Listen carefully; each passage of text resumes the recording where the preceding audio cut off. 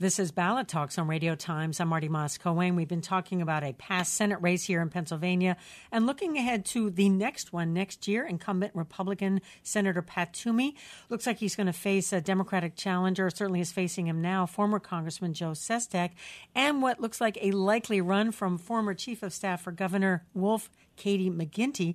And joining us now is Bob Brady. He is a congressman representing the 1st Congressional District here in the city of Philadelphia. Also happens to be the chairman of the city's Democratic Committee. And Bob Brady, nice to have you back with us on Radio Times.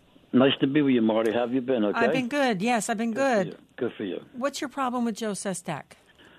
Well, let me take you back a little bit. Joe Sestak beat Kurt Weldon, and he beat Kurt Weldon when he was under some type of cloud, never indicted, but some kind of FBI scrutiny, Kurt and his daughter. And it happened 3, 4, 6 weeks before a primary. I don't think we'd be having this conversation if that happened. That did not happen to Weldon. Mm-hmm. So wind up is he beats Kurt Weldon. So now he's in the seat for a year, two terms, and he decides he doesn't like to be a congressman anymore. He wants to be a senator. We lose that seat to a Republican. So he cost us a Democratic seat that he would have probably kept. We lose that seat. And then the other part of it, and then, Timmy Holden, who was an incumbent, and we have a little bit of a rule, even with the Republican side, that we don't back another Democrat against the Republican. But I mean back, we give him money and fund. We have a little bit of a rule, even with Republicans and Democrats from Pennsylvania. So Joe Sestak, in his wisdom, ends up backing somebody against a sitting congressman against Tim Holden. Matt Cartwright, who's a great guy, nice guy the whole bit, but he had no business doing that. A little bit of loyalty there. Next thing he does is that Allison Swartz is running, not for governor, where she's running for a re-elect. She had an opponent. She knocked the opponent off the ballot. The opponent now runs as a write-in candidate, and lo and behold, Joe Sestak back out there backing that candidate against Allison.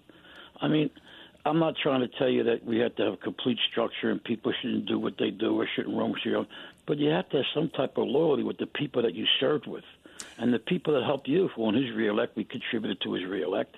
And then, now he wants to now again take another, shot at Toomey. Specter issue, the president called me himself, the vice president, the governor, Rendell at that time, said they can make a move. They can get Specter to become a Democrat, and he gave some votes along those lines when he was a Democrat after he switched, and they thought that he would be the best bet to beat Toomey. Now we don't know what have happened. I was going to say, it's hard to know how that would have happened or whether he would have been able to beat Pat Toomey. But it sounds like you're saying is that Joe Sestak is not a team player. Now, he calls people like you. I read a quote somewhere that you're the Washington, D.C. Democrats, and he's really interested in the people who are Democrats. He walked across this state, and he's talking to people about his run for office. Does that not have an appeal for you? I kind of think he's his own person because he's a Joe Sestak person and worrying about. what's wrong with being a member of Congress? For a while, not just 1.5 or 2 terms. Why do you need to, and what about being a little bit of loyal to the people that are kind of like loyal to you and people that you serve with? And that's my issue, my problem. So he could be his free thinker and buck what they call the establishment. Where Katie McGinty, I think, would be a great candidate, and no strings attached. But I think there's you have to have some type of a loyalty. And Sestak said to me along the way sometime that he would sit down and talk before he made his decision. And he went to breakfast a couple of times, and he picked my brain. And he wanted me to mentor him, and I did. And I would talk to him about what he had to do and how he had to do and certain things that. You don't know what Congress is like until you actually been there for a very long time until you figure it out. And I helped him along the way. And he said he would always talk to me before he ever made any kind of decision. And then the next week or later, he's having a press conference that he's running for the United States Senate and not running for his congressional seat. Again, so we lost the seat. Is it personal to you?